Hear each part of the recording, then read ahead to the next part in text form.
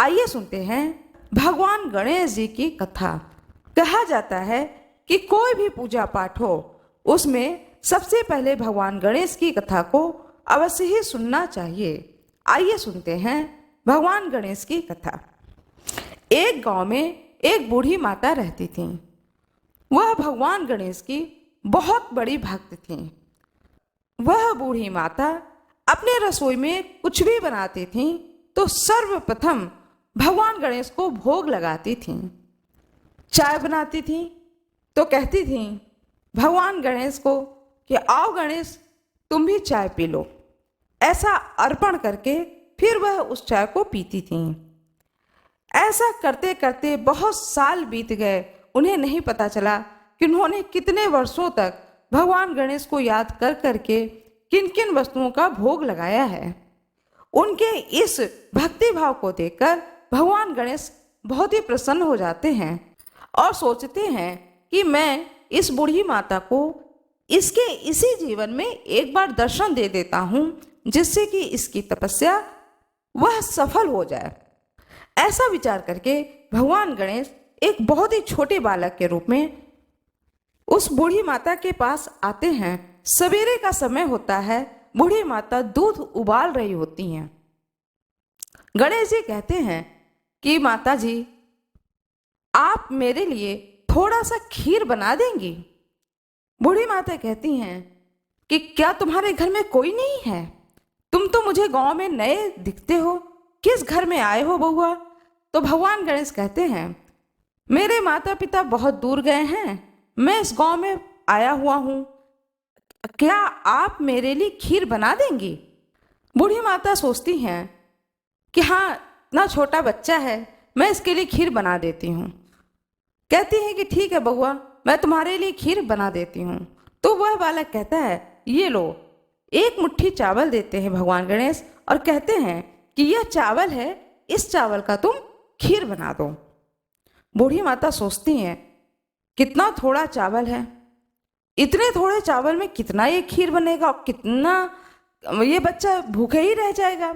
लेकिन भगवान गणेश अड़ जाते हैं, जिद पकड़ लेते हैं कि नहीं, जितना मैं चावल दे रहा हूं इतना ही चावल का तुम खीर बनाओ। बालक की जिद के आगे वह बूढ़ी माता झुक जाती हैं और कहती हैं कि ठीक है रुको, मैं अपने रसोई से बर्तन लेकर आती हूँ। रसोई में जाती हैं, एक छोटा सा भगोना लेकर आती हैं।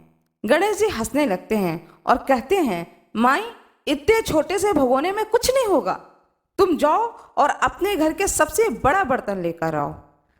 वह बूढ़ी माता सोचती हैं कि इस बच्चे की बात नहीं मानूंगी तो फिर यह जिद करने लगेगा।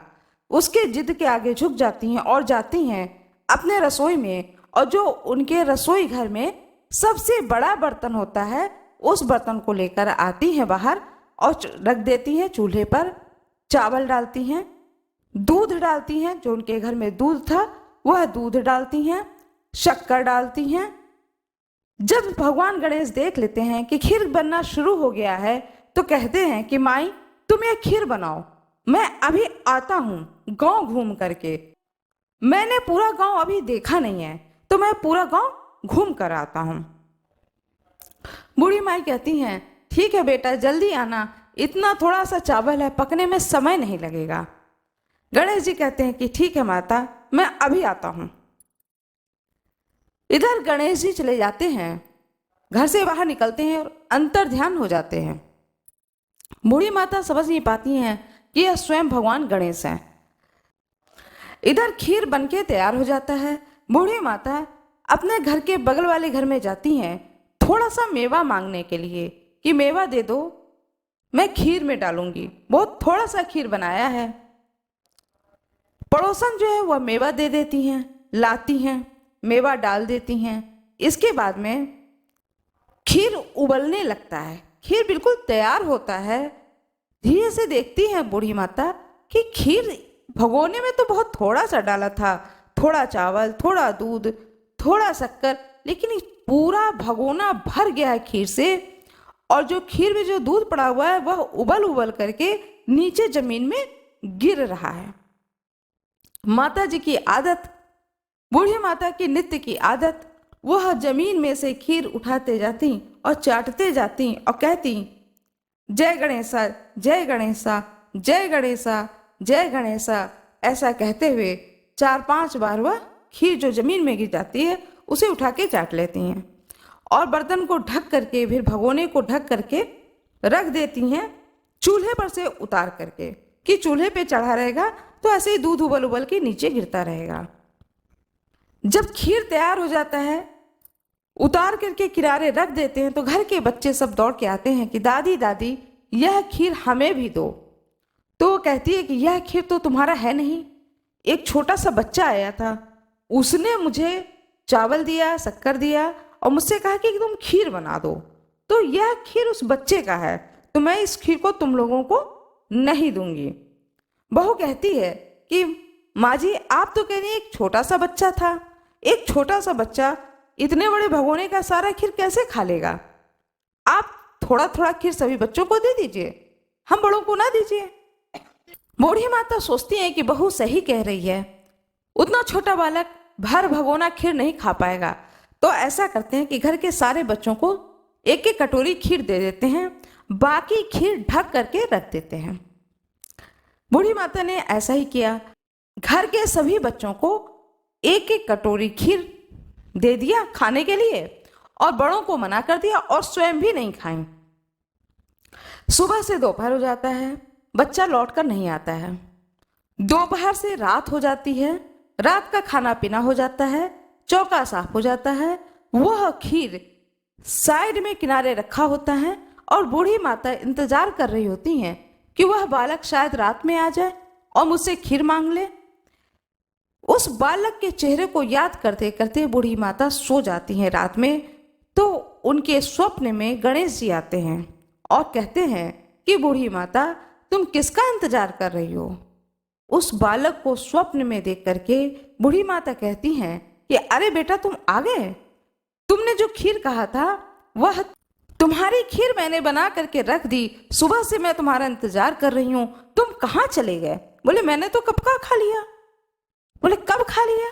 बोले जब खीर उबल करके गिर रहा था तो तुम बार बार खीर को जमीन से उठा के चाट रही थी और कह रही थी जय गणेशा, जय गणेशा, तो उसी वक्त मैंने उस खीर का भोग लग गया और मैंने उस खीर का पान कर लिया। तब बूढ़ी माता को समझ में आता है कि स्वयं साक्षात भगवान गणेश मेरे घर में आए थे। वह रोने लगती हैं सपने में ही और कहती हैं कि तुम इतने जल्दी आए, एक छोटे बालक के रूप में आए, मैं जी भर के तुम्हें देख भी ना पाई। इस तरीके से मेरे जीवन में तुम आओ, दर्शन दो, तुम्हारे दर्शन को पाऊं, आशीर्वाद को पाऊं और मेरे घर का जो भी दरिद्रता है उस दरिद्रता को तुम दूर करो। भगवान गणेश कहते हैं कि जो खीर तुमने बनाया है, इस खीर को रात में ही, अभी बहुत रात नहीं हुई है, इसी समय अपने घर के सारे परिवार के सदस्यों को खिलाओ, अड़ोस पड़ोस में सबको खिलाओ, फिर भी तुम्हारा वह बर्तन खाली नहीं होगा। दूसरे दिन भी तुम्हें तुम्हारे बर्तन में उतना ही खीर मिलेगा और इसे तुम सबको परसो, पूरे गांव के लोगों को खिलाओ, फिर मैं आऊंगा, तुम्हें दर्शन दूंगा और तब तुम मुझे पहचान जाओगी।